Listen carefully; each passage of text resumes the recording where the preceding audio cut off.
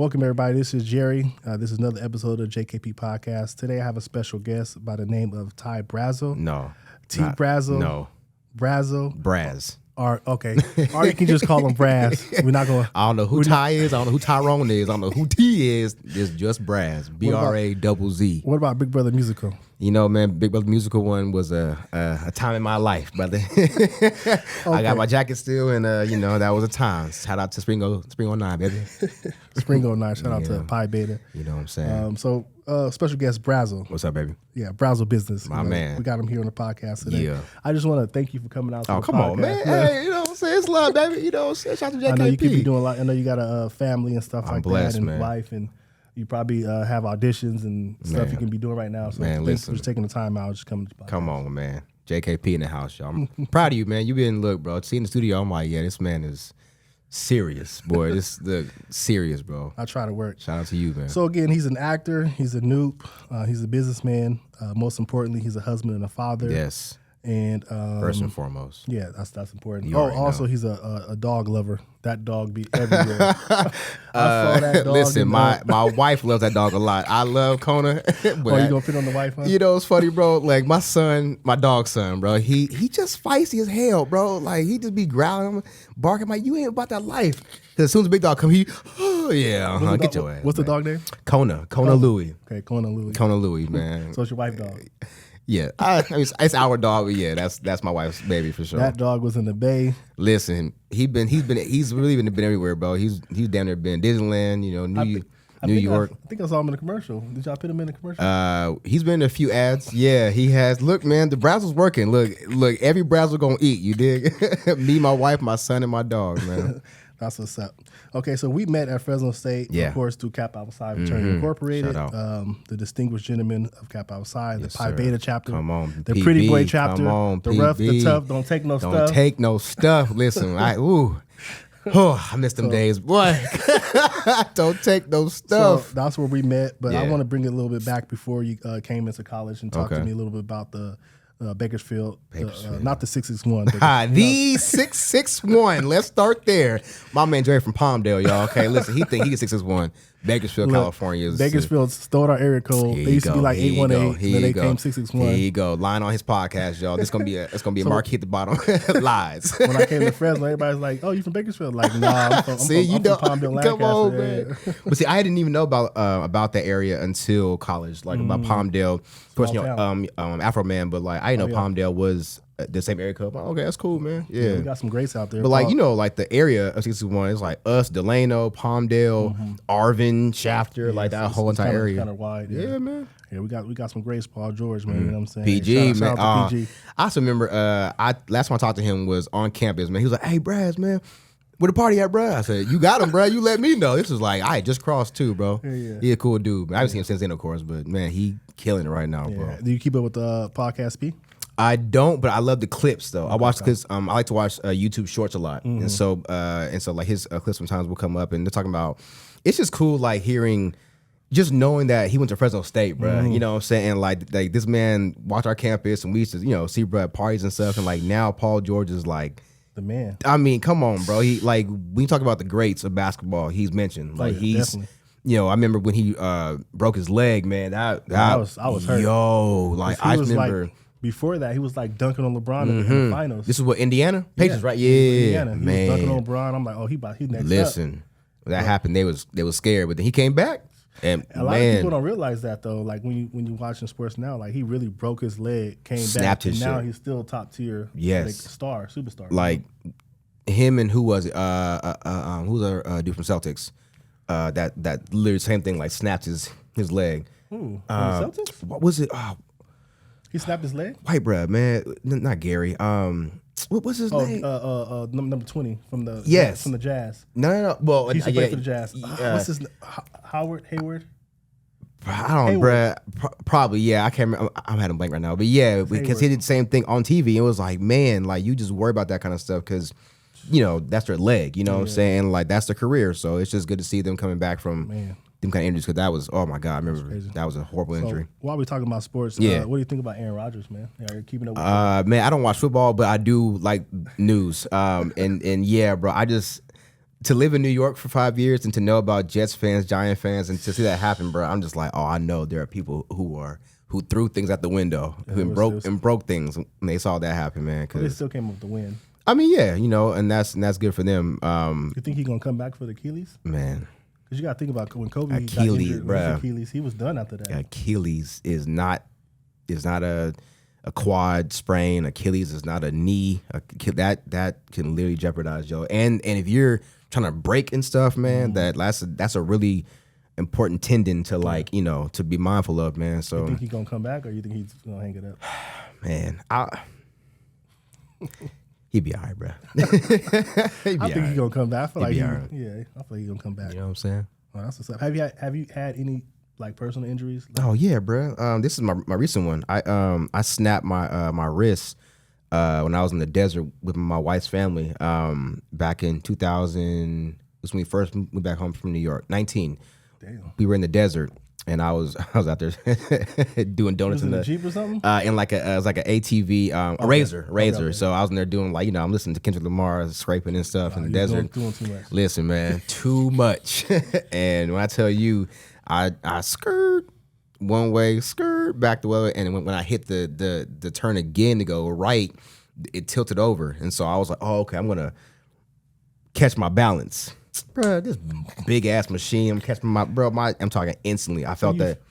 So I went I was like, and I'm talking like it went warm, like it went hot real fast, and like that's how I knew I couldn't grip. I was like, yeah, it's something going on, and like I had looked at it too, and it was like this way. I was like, yeah, bro, that was a bad day. So I heard you had like a bad accident in college. I did, man. It was the week I met my wife. Damn. Listen, I love my wife, man, but some things have happened around her. I was actually driving to Kingsburg, man, to meet her family. And you're always with her family, bruh. Listen, not anymore, but like back then for sure. Yeah. I was driving to go meet them, and it was off of, I never forget, it was off of the exit. Oh my God, I said I never forget, but I forgot. What exit is that? Bethel. Okay. Bethel and Conejo. And right now they have a roundabout now. But that's because people kept getting accidents right there. So before it was a 2-way stop sign. And so I was like, oh, I'm good to go. And so I let this lady come by. I never forget. I let her go. She went. I went. And then a semi truck came and got me. You got hit by a semi? Semi truck, bro, on the passenger side. And it like my car folded. And I remember Amanda came on scene. I wasn't there, but mind you, like I was talking to her on the phone, and the phone went quiet. She's like, "I wonder, where he is." She knew where I was because I told her, so she went there. And mind you, like to her shock, there's a car wrapped around a truck, and there's police officers, there's ambulance. She think you dead or something, man. And so she asked questions, and they told her where I was at up in Fresno, and yeah, bro, woke up, and the first thing I asked her, I remember waking up, I had blood in my mouth and my hair, and I remember I asked her, I was like, "Hey, girl, how my waves? They all right?" That's how she knew I'd be all right, bro. But yeah, I mean, but think about that. Like, man, I could have, if the truck was on this side, I wouldn't be here, bro. Yeah, because you're in the driver's side. Nah, I wouldn't be here. So God is good, man. Oh man, come on. Tell me about your family in Bakersfield. Are you the only child? No, I have a sister, man. We're 8 years apart. My sister is 8 years younger than me. She actually lives right now in Philly, man. Shout out to Nia. But yeah, man, I grew up very well off, I would say. Just I must say privileged, but blessed, man. My dad is a State Farm agent. My mom also works at State Farm. Your dad's a capper as well. He is, yeah. He crossed Tuskegee, the Lighthouse chapter. HBCU. Yes, sir. So did you wanted to go to HBCU? Or? I did, man. I wanted to go to Grambling. So but what made you go to Fresno State over? I was scared. Oh yeah, senior. Yeah, no BS, bro. I remember senior year and being like, okay, I gotta make a decision now. Like this is. All of a sudden, shit got real. I was like, okay, let's figure out, where we're going to college, man. Because now, am I going to college for like scholastics, like the books, or am I going for band? Because at that time, I was heavy into band. Oh, yeah, that's right. Trumpet, drum major. Right. Pardon me. Go ahead. Yeah, no, go ahead. Finish. So I applied to Grambling because it was down the street from my grandma's house in Southern. But then I also applied to Fresno State, Monterey, San Diego, all kind of stuff. So you were scared because it was too far away from home? From home, yeah. And so I was just like, you know what, man, like, Fresno's up the road, and they actually gave me a stipend for bands. I was like, you know what? It's up the road. I can, it's far away from home. It's far enough, but I can also come back and visit, man. So and I can relate to that. Like I didn't want to go out of state nowhere. Yeah, man. Like, I wasn't ready yet, bro. Kid. I wasn't ready, man. I was 18, bro. Like I was, I'm talking virgin, like everything virgin, like alcohol, drugs, sex, You was a virgin in college. You came into yeah, bro. I'm talking holy, baby. I was Baptist to the Lord. You know what I'm saying? Yeah, man. Man, I lost my virginity when I was 14. That boy, wait, dang, you was a freshman in high school? No, I wasn't even in high school. Well, yeah, I wasn't. Yeah. Man. I wasn't in high school. Oh man, bro. No, I wasn't. I was like 8th grade. I remember. I was going to high school. I just remember. The church scared me out of sex, bro. I was just like, nah, I can't go to hell, man. I heard if you have sex before marriage, you going to hell. Man, the church girls is the worst ones. Oh man, listen. I know my mom probably won't see this, but like, listen, man. Them. It was them choir trips, man. Them choir trips on the bus, back of the bus at night, man. Listen, bro. It was lit. Listen, bro. Oh my God, bro. It was like 13, bro. Oh man, shout out to the Lord though, bro. Yeah, shout out to God. Shout out to God for sure. Yeah, man. So you played band since you was like in the 5th grade? 5th grade, man. Trumpet, baby. Yes, sir. Okay. And then you were scared not scared, but just going out of town was a little different. Yeah, I was timid, man, for sure. Yeah. And Fresno State was like up the road. Somebody told me to tell you if it ain't snowing, you ain't going. Listen, man, I don't. Oh, that's the old. That's the old. Listen, bro. Listen, I love everybody. I love all walks. I love black, white, Puerto Rican, the Asian. I love everybody, and I have the Alps to the valley, baby. I can't wait for him to see that. That's funny. Well, I already know who it was too. I'm not going to comment, brother. I said, I'm asking. Shout out to growth. Shout out to maturing and beards and stuff. Now he was trying to set you up. He was. Yep. Gotcha. Okay, so we got the little little insight before you came to Fresno. So let's jump into Fresno State and how was talk a little bit about your first year at State? Yeah, man. What you expected? First year was cool. Again, marching band, Fresno State, Bulldogs. It was just cool being at like a college, man, like and just experiencing, just like I'm not at home anymore. So like now I'm able to go places and be out past curfew, bro. I had a curfew up until leaving home. Like my mom was not playing. I'm 18 years old, bro. I'm talking 18. Be home by midnight, bro. And again, it's midnight. All right, mom, I got you. But like I had a curfew, man. So to come to Fresno State, as a freshman, I came here with my cousin, Lauren, man. So me and him were roommates. Lauren Hubbard. Okay. He actually ran for Congress a few times out here in Fresno. Yeah. We came to Fresno together. Lived in the dorms at Baker Hall, 3rd floor, shout out Baker Hall. How long was you in dorms for before you moved into like apartment or something? I was in the dorm for 2 years. So I did the dorms my first year. And then my second year. Did the dorms have rules as far as what time you can come in and the guests you can bring in and stuff like that? No. This is back before like iPhones and stuff, man. This was a cool era, bro. Like I missed that time. Like I want to say 2007 to about 2011, man. It was like a really good like college year because it was not a lot of phones like Facebook had just came out. You know what I'm saying? So it was still like our thing. Yeah. Was it on MySpace? MySpace too, bro. You know what I'm saying? But it was cool because I actually, when I was joining our fraternity, I had my own dorm room at the time. So that was a big help to go back to. I mean, I was at the whole, at the establishment. You know what I'm saying? I come back every now and then. But no, that was the only rule too was the dorms we tripping about. Like, I come in kind of late and smelling like fresh roses, I guess you could say, and hard work. Hard work.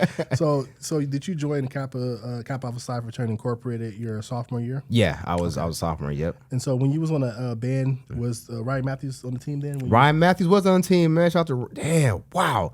Because Ryan and I are a year apart, so I saw him play in high school at West High School. Bakersfield. Yep. So and me and Ryan had a lot of friends in common. I didn't like know him, but I knew of him. And then was he in the interest group with you? No, he was in it before me. I think he was in it for. I think he was in 2K. I had heard. I didn't see him, but I had heard he was in a different year. Okay. But then he ended up pledging or Sig Up, something. Yeah, something like that. Yep. I remember that. Yeah, because I remember he was cool with my boy Philip Thomas from Bakersfield High School. PT? Yeah, man. Yeah. So shout out to PT. Man, look, man, me and Phil go back, baby, to BHS. You know, that boy hella funny, man. I remember he had like little short curls, bro. Phil had dreads for a little bit. Yep. Too. Oh, he got them off? Yeah, he cut them. Dang, Phil. No, I think he cut them low. I was about to say, bro, you see us finally got ours, Phil. That's crazy. I think he cut them low. Okay. Then he cut them off, I think. Got you. Last time I checked. Yeah. Oh, okay. Man, shout out to Phil, man. Yeah, I did him and his wife wedding. I did see that picture, man. Wow, man. Yeah, it's good seeing him, man. Dang. Shout out to him, man. Okay, so you did Kappa your second year. What was the major influence of you joining Kappa, and what about the other fraternities, Sigma and Alphas and the Qs? You didn't want to. So it was interesting because I remember when I first came to Fresno State, a lot of the other fraternities like sought me out. Not the like the MPAC, but like the who was it? It was Delta Sig, Pike, and Theta Chi, and then also the band fraternities. My point of view at the time was drum lines. I was like, okay, cool. If I do join a fraternity, I want to join like the band fraternity because they're gonna be lit. Then you get to college and you see that it's not like that. It's like, oh, okay, this is not what I thought it was. If you was Grambling, then you were. Yeah, exactly. And so, but again, my dad being a noob, I knew that like that would be a conversation where like, if I want to go a different route, I'd come to him first. Fun fact is, my biological father is a Q. Oh wow! So I knew for a fact I couldn't do that. I was like, nah, hell nah, we ain't gonna, you're not going to ruin my household. So, but you know, I never got a chance to talk to any of the Qs prior to even joining Kappa. I honestly, once I knew that I wanted to actually be in fraternity and I went to whoever it was, I was like, nah, I'm focused on. I didn't know any Sigmas, I didn't know any Qs, any Alphas, you know, because we had been on the yard at the time. Yeah, sure. They had just got caught up in that nonsense, which is crazy, bruh. But yeah, man, the noobs, and I want to say I became an interest second semester of my freshman year, and then So let's talk about your sayings. Yeah, man. You the ace. Yes, sir. Deuces, AP. Big brother, Allen. Yep, so Big amazing. brother, so amazing. Yeah. And 3 is Dante. Nah, nope, Day, man. Damon Ronnell. Yep, Pope, man. Pope. Okay. Man. Trey Tail Rock. What's his big brother name? Entree 3000, boy. I remember when he came up with that during our like what do you call it? Our studying, if you will. I remember we all had a rousing good time, you know, at the at our what do you call it? Our tutoring room. I'm done with you, our Brazz. tutoring house. We had we used to laugh about that, you know, our names, and it's funny too because like it's not that I didn't want musical one, but it was the first thing that I could like come up with that like connected the band, you know what I'm saying, with and then so I remember crossing something like, is it music alone? I'm like, nah, it's musical one. You gotta separate the musical and then the one. It's with a K, right? Yeah. So, man. I definitely was like playing with names though. It was musical one. It was at the time Big Sean was popping, so I was like, you know, NKA. A big brother, like, oh, that's your girl. So I had a few, man. But again, I'm a happily married man. That part of me is long gone, man. You know, like it should. That was Ty. Brazz is the husband. Ty with the cap.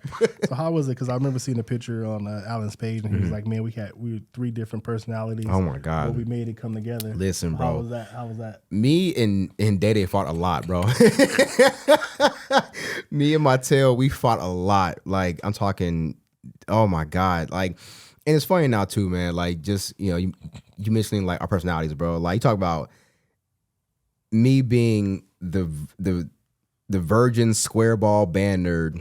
Then you go to my Deuce, who's like the smooth ass. I'm talking Alan's smooth. Listen, I didn't learn so much from Al, man. Like, I don't even think he knew. Man, I'm talking. Naturally smooth, listen, like, he's a salesman, and he can sell. He can sell anything to you, man. I'm telling you, man. And just like how he spoke to people, man. That was one thing about him that I used to love and wonder like how he did was how he could go from being Mr. Hayward talking in his like slang, and then he can turn that off and become a businessman, and like, and that was really cool. Then you had my tail, who was Mr. Studious and clean cut Mr. He had the Martin Luther King mustache. That was T-Ray before T-Ray, huh? Oh, listen, man, when I tell you, I love them both very much, man. They were my brothers, or not were they are my brothers, but they were my like brothers before. Like I like had met people prior to Kappa, and just I was grateful that our lives lined up how it did for us to come in together. How many people you guys start with? 9. Ooh. Yeah. Ooh. Yep. That's a big. Yeah. started our class session started with 9, and then they just started. So was Darrell your roommate? Daryl, man. Yeah, my boy D-Mose, man. Hey, that's my brother, man. That's my boy. Yeah, we were actually roommates after Kappa. So he became my roommate Jefferson Commons. And then, me and him became close, and fast forward, he's a best man at my wedding, one of my best men. Sure. And I was the best man at his wedding until this day. Okay, that's my brother, man. Yeah, I got big love for my boy D-Mose, man.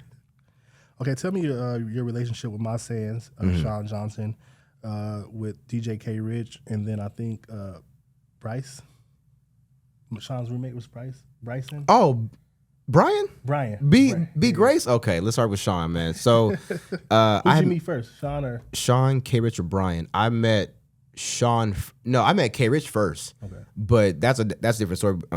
Like I'll talk to him about him in a second. With Sean, I met Sean prior to Kappa. I don't even know how. Like me, Sean's Sean, bro. He goofy, man. I love him for that, bro. He's just a funny dude, man. So the fact that he's a doctor now, I'm like, that's Shout out to my ace. Listen, man. Number 1, Sean Johnson. That man been trying to be a doctor for a minute. So to see him, he told us, bro. And he was listen.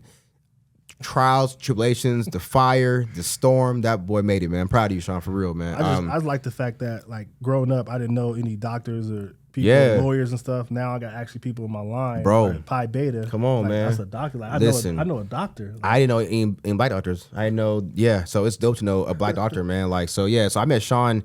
I don't even know when I met Sean, but I can like see us still like in the hallway before class, and he was a goofy dude, man. He was funny, man. So Sean is funny. Fast forward, Sean wanted to, he wanted to join, KSI, and so we talked about that for a little bit. Then Sean knew about my major. I was a broadcast major, same as T-Roy, and same as you. You know what I'm saying? So no, what were you? See, I did it. I thought she was MCJ. No. So I got into the field afterwards. Kinesiology. Nope. Damn, what was you, bro? I'm trying to guess. Philosophy. Oh, okay, bro. I'm dissing him and shit.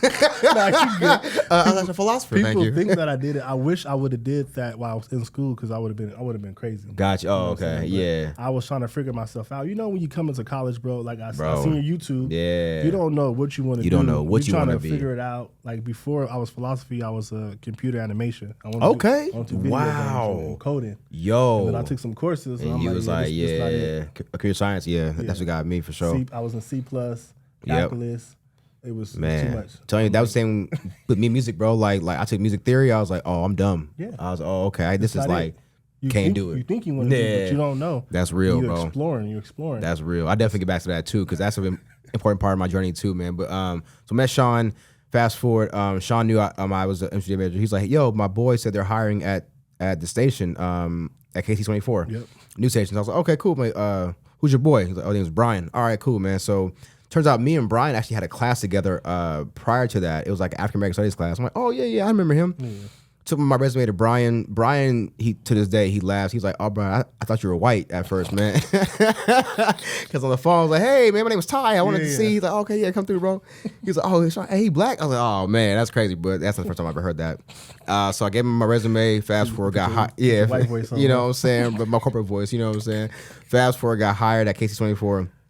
And me and Brian became like, I'm talking, that's my like brother for real, man. Which is crazy because I know Sean in a whole different lane, but then like me and Brian became very, very close, very fast. And Sean was close too. Yeah.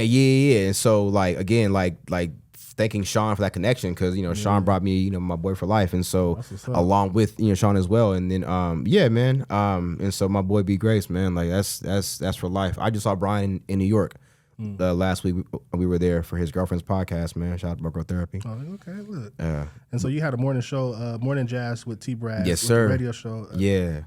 So how'd that happen? Man, my boy Justin Copeland, talented horn player, talented musician. He had a show on there. I was like, hey, how'd you get that show, man? He's like, I talked to I believe at the time his name was Joe Moore, was director of 90.7.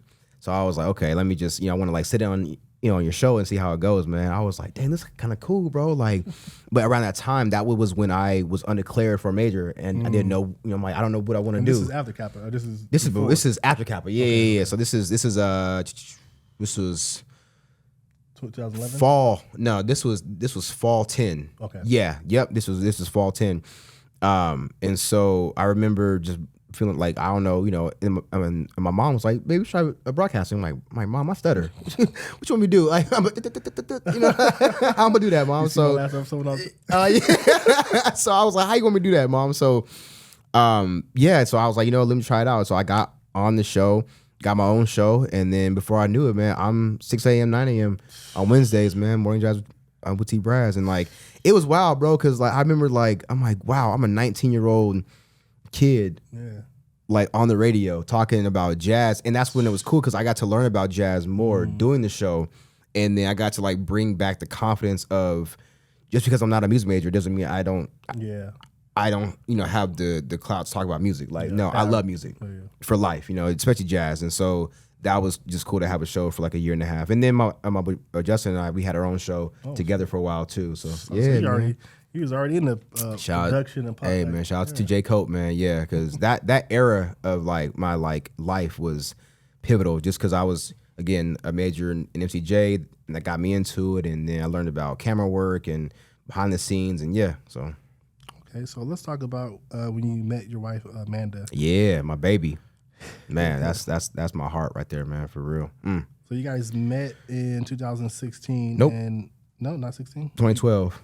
So you got married in 2016? Yeah, we got married in 2016. Yeah, because we met via a mutual friend of ours, Chanel, in 2012. On campus or just it was a mutual? We met at dinner at Chanel's house. Actually, yesterday was 11 years that we met. Ooh, wow. Yeah, man. So I've been with mine 10 years. So yeah, man. I can you know what I'm saying? Yeah, bro. It's the longevity, man. It's that seeing each other like through. Not necessarily adolescent, but like a younger version of you, and like now you're like who you are. And so for Amanda, man, like she's the best thing that's ever happened to me. Like she's the reason I got to New York. She's the reason I'm an entrepreneur. She's the reason I'm a dad, of course. Like she's what I needed in life to just up my, And she really helped me figure out who I was too, man. Like, moving to New York was. I was scared as hell, but I'm like, man, this girl from Kingsburg who's never like moved before, went to New York off the rip, and has killed it out there. Like, I'm gonna go out there too. And that was when 2015. 2015. Yeah. Yeah. So you guys met, and then she was gone. She was Yeah. gone. She was like, look, I'm going to New York. I don't 2014. care if you're coming or not. Yep. But I'm going to see. I'm dipping. I'm going to see what's it about. I'm dipping. from a small town. I'm going out here. So she left. You moved to LA. You started working in LA. I moved to LA first, yeah, and then she left. I was like, dang, bro. How like was that long distance? It sucked. Yeah, 8 months. Yeah. Can I cuss? Shitty, bro. Yeah, go ahead. Man, horrible. Only because we miss each other a lot, and that part of our life too. Again, was just pivotal in our lives as like grown ups, like growing up, like becoming adults. Man, like what we were. 22 and 21, 23 at the time. And so trying to figure out like, all right, I'm in LA working for Playboy and I hate it. I'm trying to Playboy. Playboy? Yes, man. Oh man. Yeah. I hated that job. It was a different life, man. I'm telling you, bro, but like, man, but it was that job that got me the job in New York. Okay. Working for the Breakfast Club. So yeah, I definitely want to talk about life after college because this is the main reason why I want to do a podcast. I wanted to get the people that I met at Fresno State. Yeah. So most of us are first generation. Some of us are not. But I definitely want to use this platform to talk to people at State that went there. Yeah. And then talk about life after college and their transition because that's a big jump. It's a lot of stuff you got to worry about, try to figure yourself out. And so I definitely want to go ahead and we've been talking about it already, but Yeah. what made you want to go to LA after you graduated from Fresno State, and what other options did you have? Like, why did you want to go back to Bakersfield? What made you go to LA? I like anybody else. I thought LA was the move. You know, LA was where you need to go to be big. Yeah. I moved to Van Nuys, and I got that job, and I was like, all right, cool. I'm gonna, figure it out because it's LA. And man, when I tell you, that was one of the worst times of my life, bro. Like I was talk about a low, like mentally low. Yeah. That was one of the hard times of my life. And that was at Encompass Digital Media, man. Yeah. So again, I worked for.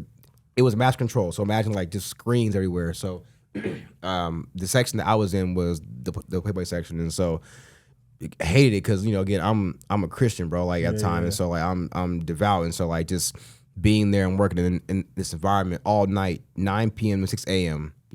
Just it was the guys there were cool. I'm grateful for the guys there for sure, but just mentally, man, it was a spiritually draining job to go to every night. My off days were Monday and Tuesday, first off, and I worked overnight. So was your girlfriend okay with you working for Playboy at the time? Or did you get the job before you got? I got the job before I got the job, but I didn't tell her what I was doing. I couldn't, bro. I was petrified to tell her, bro, because again, like she was also grew up in church, and so I remember after like 3 months, I had called her because I had walked to the gym, and I called her and I was like crying. And I was like, man, I've been wanting to tell you this for so long, and this is what I'm doing. And she's just like, what? I'm like, man, I love you, baby girl. I love you so much. I'm so glad you know what I'm saying. She understood, what I'm saying. She understood, the job. But yeah, man, it was tough. But again, I'm grateful for that experience just because. To be an entrepreneur, I feel like you have to go through something to appreciate when you get to the next level, man. And that's something. Like it was literally going from that to New York. Oh my God, you talk about a complete shift, bro. In like my life, I'm going from working nights off Monday and Tuesday at a job I hate to now working mornings in New York with the person that I love the most. Working with who I'm working with. And you guys exploring New York. And we're exploring New York, bro. And having never like been there before. You know what I'm saying? So it was, bro, that was listen, that was a dope time, bro. So let's talk a little bit more about New York. Yeah. Your wife, was she your wife at this time or just we were dating? We were still dating at the time, yeah. Okay. So you and your girlfriend move out. Of course, she moved out there for the internship. Yep. She loves it. After the internship, I ain't coming back. They gave her a job. Yep. And she's really like, okay, this is what I want to do. Yeah. And then you were unhappy with your job in LA. You moved to New York. I was gone, baby. To get a job. Yeah. And then the girlfriend at the time, she didn't like the job that she was doing. Yeah. And so yeah, bro, it was crazy. And so I convinced her to quit. I was like, yo, quit that job. Like F that job. And so she quit. I want to say she was probably unemployed for maybe like 2-3 months. And then she ended up getting a job literally down the street from my. I mean, you think about how big New York City is, bro. Yeah. She got a job, catty corners, my building, crazy. And her job, you talk about my job was cool. No. Amanda's job was dope, bro. Her job, the perks, the parties. Listen, bro, she worked with some rich Russians, bro. They was balling. A lot of celebrities coming through. My job, yeah. Oh, your job. Her job was like she just worked with people who like had money and like the events and stuff. Yeah. This job was the cloud hosting company. Okay. DigitalOcean. So their parties, bro. Their gatherings, dog. You talk about like rooftops, open bar, private chefs. I'm talking, man. But it was, again, for us though, it was different. It was like, yo, there'll be times where like we're at this event like all dolled up and we're just like sipping, don't even know, just sipping some expensive, and we're just like, what is happening right now? Like we look around, and you can see Brooklyn, and you can just like it's like wow, man, like different lifestyle. But again, just gratitude because like we both remember her old job she hated, my old job in LA, but then like now fast forward, we're 2016, 2017, we're married now. It's like, yo, like, look at life, man. You guys were exploring, trying to figure it out. Man. It's a journey. Great time. People don't know. Grateful to be there with her, man, because she, like I said, that's my rock, man. She's just an amazing soul, man. So talk a little bit about your job when you got to New York. Yeah. Revolt TV. Revolt TV, man. Working in New York in the Breakfast Club. Yeah. Everybody know the Breakfast Club. Yeah. With DJ Envy, Charlamagne the God, and I think Angie was Angela Yee. Yep. Angela, she was there at the time. Mm-hmm. Talk a little bit about your experience working. Surreal, man. There's no other way to describe it. I was a playback operator, so I played the music videos that would coincide with their playlist on the radio. Mm-hmm. And then I got to be an associate producer. And so just being able to, run tape decks and help out the director and the other producer and the camera operator and the graphics and just working in that environment. I mean, your CEO is Diddy, and he has his resume, and then you get to experience being around people with other types of resumes, like the Andre Harrells. Did he run that? Diddy ran Revolt, yeah, or That's yeah. crazy. I don't know if he does now. I don't know where Revolt is, but yeah, man. I didn't know that.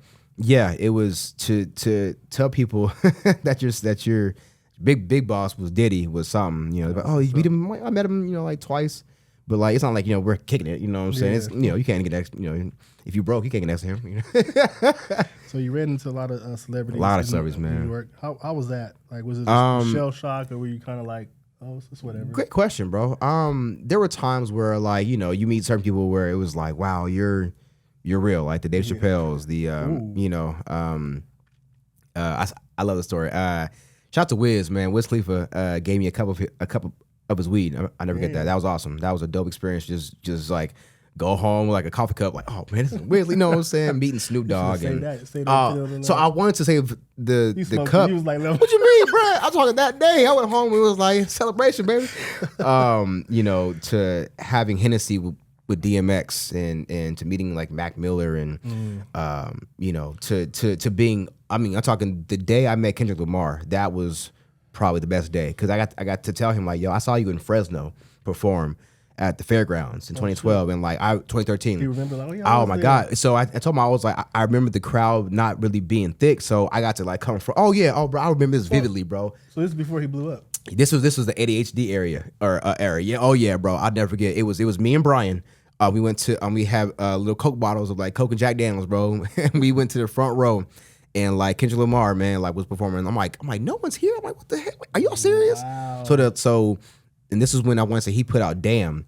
So he came to, at the studio. Top Dog, was there. I remember I got to shake his hand. I'm like, yo, bro, I want to just first say thank you for your music, man, but also, and we talk about Fresno and Fashion, and I'm like, man, this. He seemed like a cool cat, bro. Like it was just meeting cats like that, man. I want to say Kendrick, Big Sean, and Chance the Rapper were three people Chance, that like I had hoped were hella cool, and they were. Mm-hmm. To just meet them and like talk to them like this, bro. You get some people that is like you think they're cool. They look at you like, who are you? Listen, man, like there were people there who really like who you would know from music and from shows, and you wish that you didn't meet them because it kind of tainted your. So I got a question for you. Yeah, knowing that you're dealing with all these celebrities, people you watch on TV all the time. Yeah, and you working for the station, and I want to jump into a little bit later because we still got a little bit talk about your time at the Breakfast Club. Mm-hmm. How does that feel knowing that you feel like you're a creator yourself? Yeah, and you seeing them, like how does that make you feel knowing that you could be doing it yourself?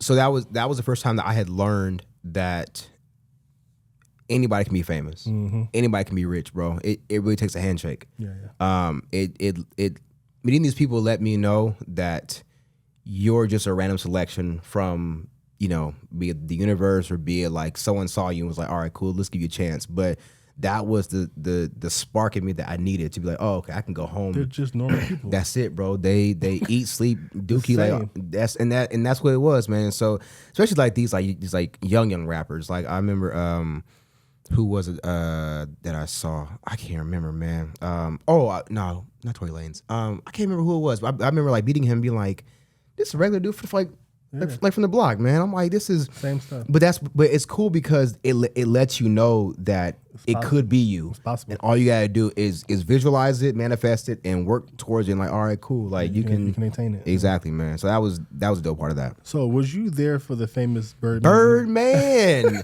I love this story because all three of y'all, man. This is a story that I love. Respect on my name. I remember when I remember when he came in there and we taped it, and I had the tape, I had like the copy of it. I remember I called 2 people.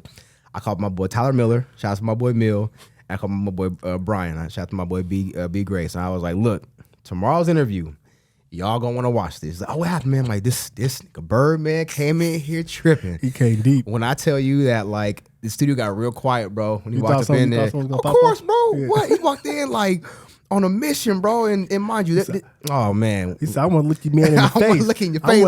I want to look you in your face. I'm here now. What's up, man? I'm so tired. Look at it.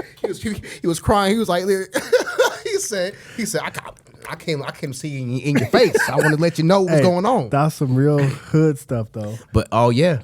As a man, that's what I'm saying. I understood what he meant. Oh, we all knew. Oh yeah. Like, I could have put up on you. That's why we thought it was going down. That's that's how you should do it, because I mean that can spark a conversation to hash out whatever that beef that he had with him. Instead of pulling up on him, really. It was funny, man. Oh my God, I was just so. Are we happy. done? Or are we finished? Listen. Are we done? Or are we finished? When I tell you. And then for the who was it? The Hamiltons to come in and I want to look you in your face. And they did a song for it too. Put some respect on it. Oh man, because it was 3 moments that happened at that show that like were like big to me. It was the Birdman.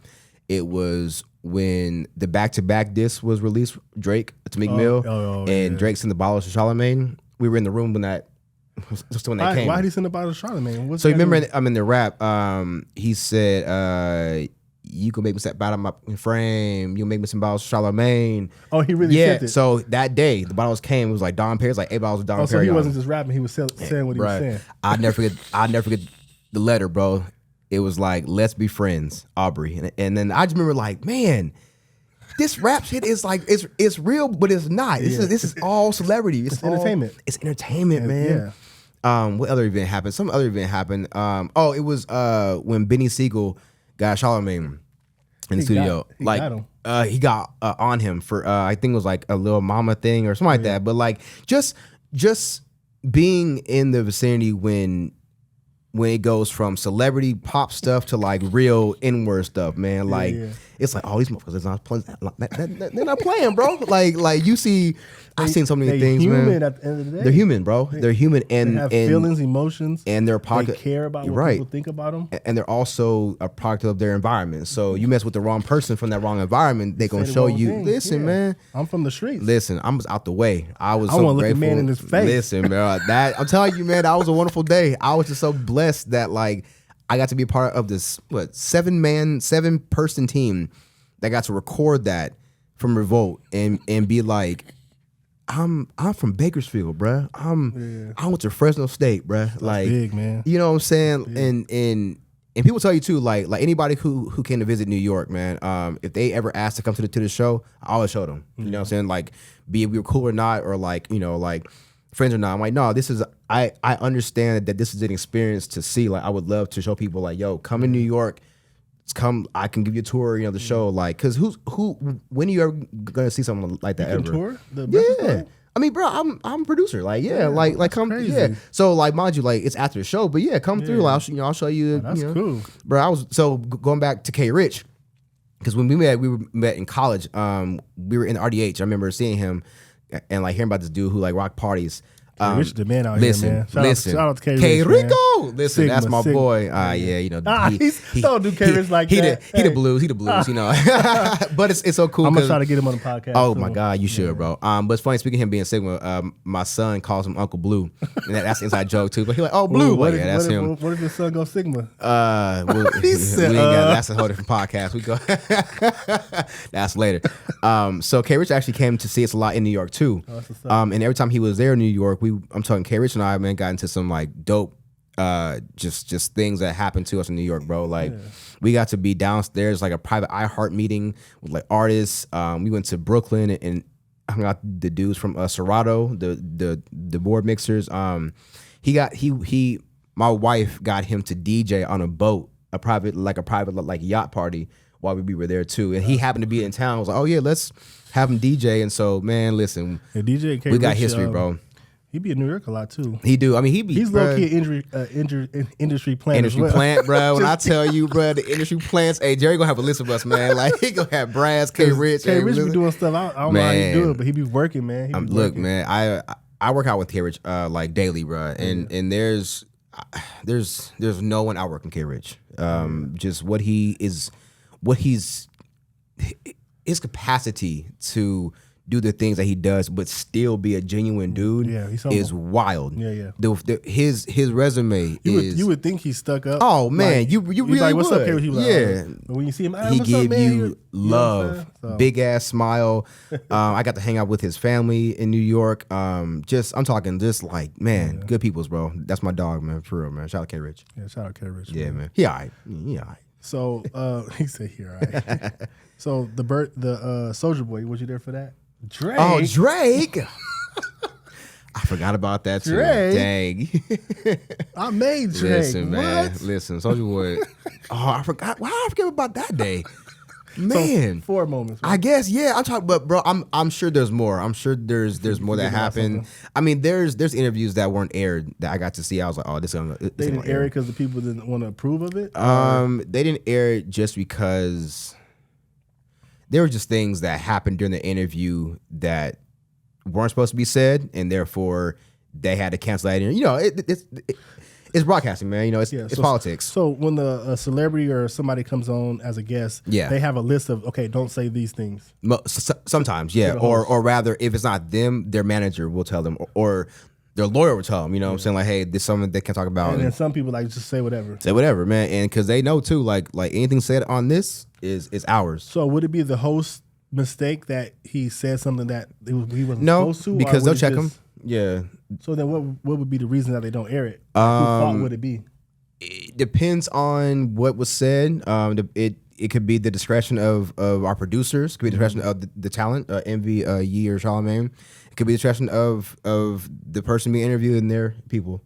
So yeah, there was just contractually stuff. There were just things that couldn't be said. Legally stuff. A lot of people came in who were like on trial for stuff and they couldn't. You know what I'm saying? So yeah, bro, that's But again, just the beauty of being able to see things behind the scenes so much and seeing what was aired and go, oh, you didn't even get to see the whole juice. You know what I'm saying? So I was, again, I was grateful to be behind the scenes and go, hey man, actually this is what happened. You know what I'm saying? Yeah. So okay, we talked about the Breakfast Club. Yeah. Okay, so you said you ran into Frank Ocean randomly in the streets. Oh man, how did you get that story, bro? That was I told you, I did a little homework. I was so fumbled, bro. Like when I saw him, I'm walking to Amanda's like to a party of hers. I'm walking to a party, and I'm walking there's a cross street and like a cab pulls in front of me and I'm like, oh okay, this is New York, bro. I'm not I'm used to this. So I wait for the cab to come around and I start walking, and I get to the back of the cab and there's a dude with orange hair that got the cab and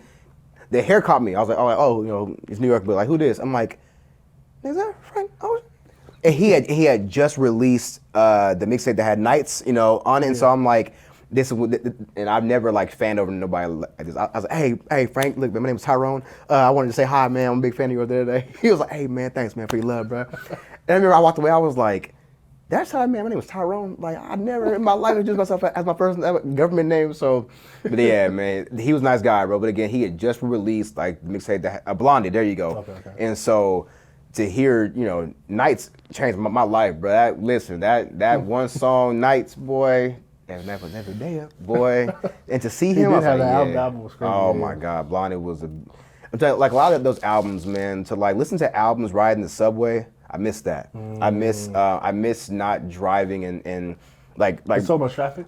In New York? Yeah. Oh, for sure. Yeah. But I got to work via subway. You know what I'm saying? So I miss being able to read on subways before work and listen to music. Was it dangerous at all? I heard it was dangerous sometimes. Right? No, man. It's there's danger everywhere. You know, Jay, and it's Fresno. You know what I'm saying? But I feel like you're only going to encounter it if you're around it. And I want to say I probably got into one altercation in New York. That was because some dude had bumped me on purpose, and I told him, hey man, I'm being down. Oh hey man, sorry about that. And he was like, yeah, don't let it happen again. And I remember, what?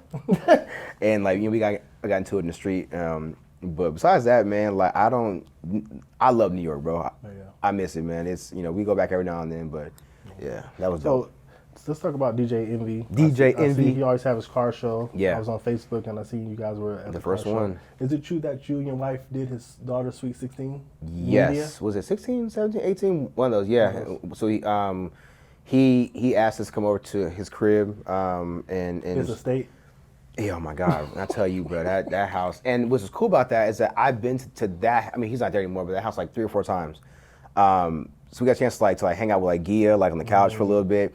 And she's actually a big reason why we moved back home, because she was like, "You two have a thing about you that people are gonna want to like be a part of." And we were kind of thinking about moving back home or staying in New York, and like that talk was the one that had us like. What made move. you guys decide to move back? Want to do independent things?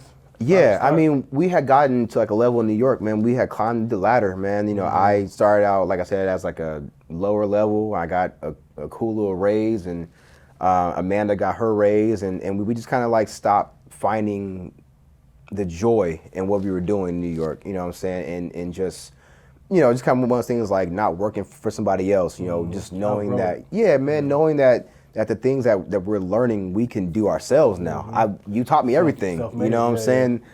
I know how to switch like a director.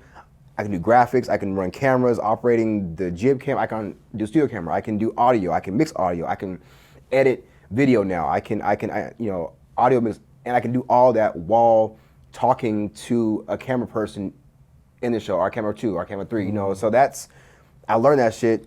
Now we can take it back to California, and because family. So yeah.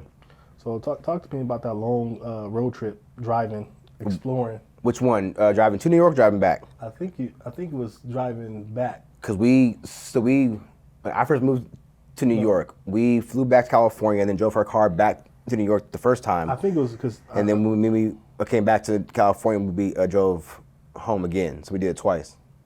I think it's the second time. Okay, yeah, for sure, man. That was, a road trip, bro. Like, the car is packed with all of our stuff. So this is the time where you guys were vlogging it, because it's like day one. Yeah, okay, so that was us coming, moving back home. Okay. Yeah, that was dope, man. Like, just driving across the United States of America, man. Everywhere is different. I was only nervous in Virginia, because Virginia, and being black and being a mixed couple too. So that was the only time that I was, and it's crazy because I remember driving through Virginia and you see a lot of pickup trucks, like older white dudes in these trucks, and some of their little bumper Think they still stickers. Trip about that now, even like 2018, 19? There's sundown town still, you know what I'm saying? Like where we cannot go because we black, and so the fact that that's a thing lets me know, oh yeah, it's out there. So I wasn't too concerned, just being like, oh okay, I've never been here before. Like, it's 2023, man. It's you would think, bro. You would think, but like there's places even